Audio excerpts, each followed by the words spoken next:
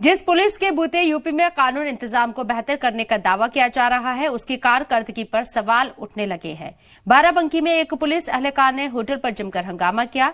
गर्म रोटी ना मिलने पर उसने होटल के लोगों पर अपनी दबंगई दिखाई। देखिए रिपोर्ट।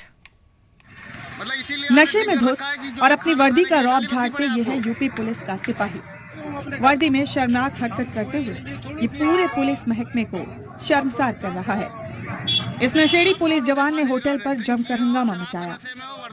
वर्दी की भी इज्जत नहीं कर रहे तो फांसी दिलवा दो। इल्जाम है कि होटल में गर्म और कड़क खाना न मिलने पर ये होटल के मालिक पर भड़क गया। इतना ही नहीं, होटल में काम करने वाले एक लड़के की पिटाई भी कर दी।